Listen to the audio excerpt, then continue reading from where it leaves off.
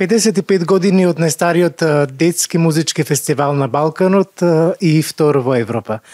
55 години детска смеја, детска песна, искреност и чиста емоција.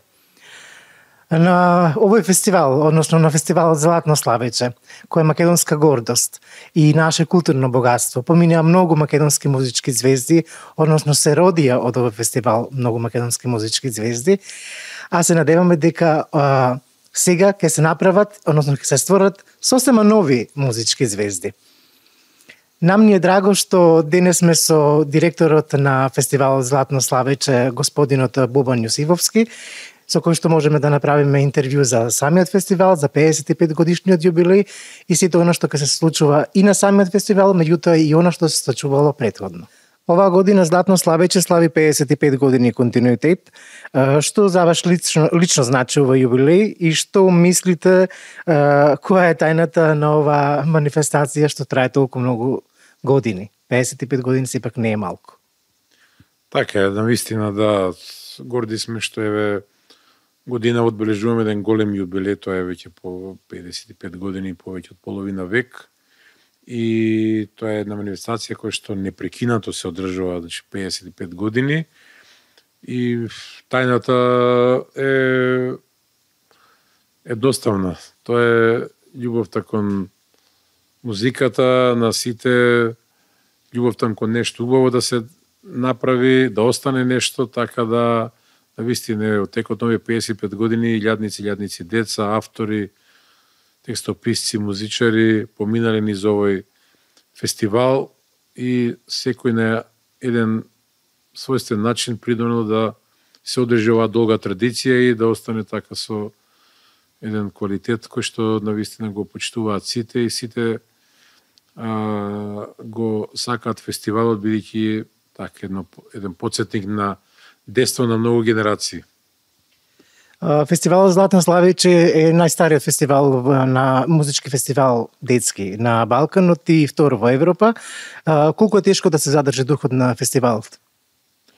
Па да, тоа е навистина еден податок кој што е убаво е да се каже дека навистина најстар фестивал, меѓутоа одговорноста е голема, бидејќи мора да бидеме пример за сите други фестивали кои што нормално после нас се формира, се одржуваат уште и навистина се надеваме дека тој тренд ќе продолжи и понатаму да бидеме лидер во регионот што се однесува до детска песна, до организација, до се она што е придружни елементи на фестивалот, така да се трудиме да секоја година го зголемиме тоа ниво на успешност и на популарност кај слушателите, кај сите оние чинители кои што го конзумираат фестивалот, така да се надеваме дека и понатаму ќе бидеме на тоа високо ниво како што сме денес.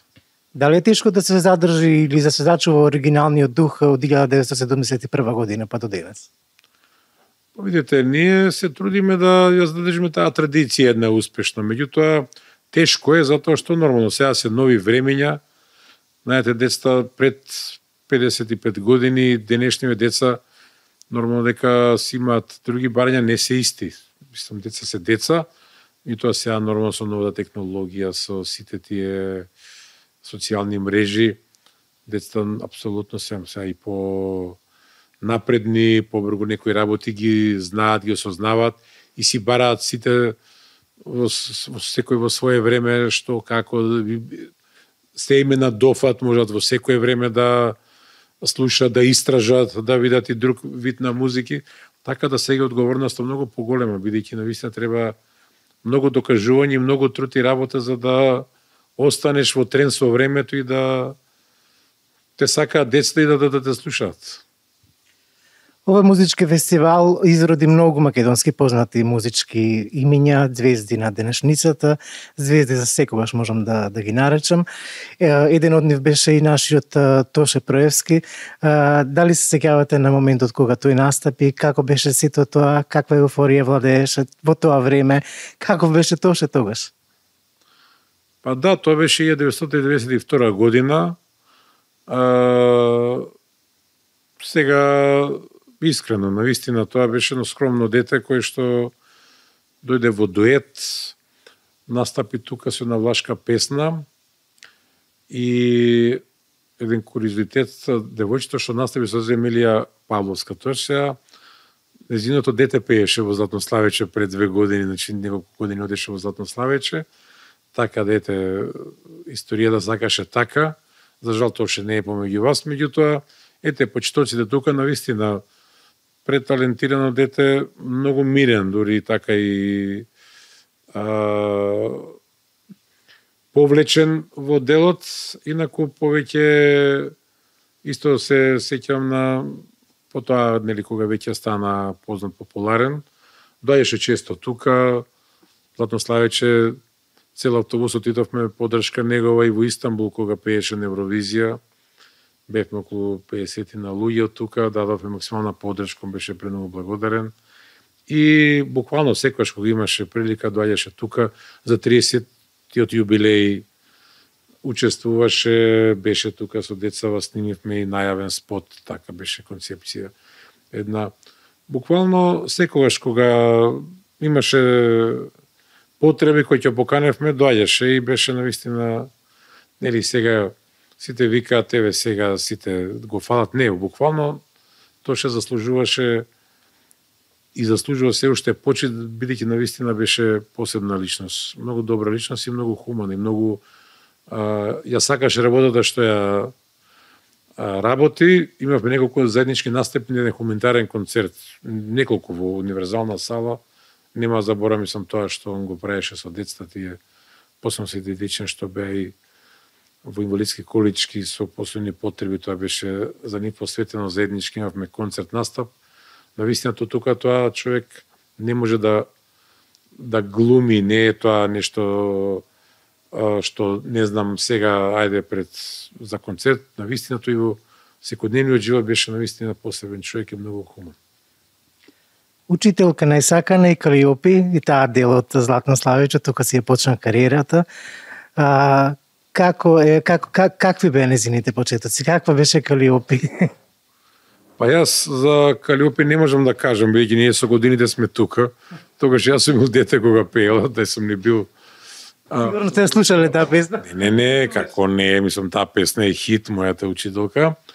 Дури наредната година 2026 ќе одбележиме 50 години од таа песна.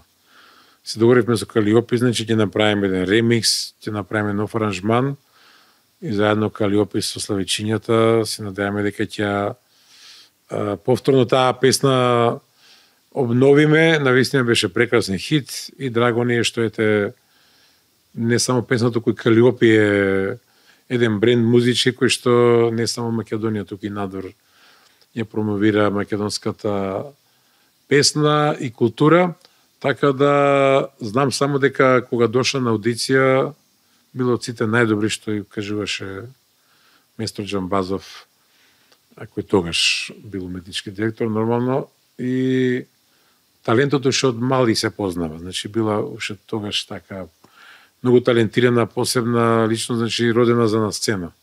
И тоа ще пееше и во живо. Тие години Златнославече, првите 20 години беше во живо. Со оркестар, со сето тоа, така да било навистина многу потребно квалитет и многу музикално за да се отпее и да се издржат сите тие големи напори што нормално ги изискува за едно дете од 10 години, од 9 години во тоа време. Ке морам да ве навратам малце емотивно, меѓутоа Владко Лиевски го нема повеќе меѓу нас. Тој го водеше Златнославече. Како беше Владко, како ги доживуваше дечињата, колку вас лично ви недостасува? Па да, Владко Лиевски беше фактички од почетокот кога дојде во Златнославече. Мислам дека беше 97 година пееше тука и од самиот почеток па се до неговата смрт, за жал не напушти прерано. Тој беше дел од Златнославече, не само што го водеше Златнославече, туку беше и тука и члени на собрание на Советот за грижа за деца на град Скопје.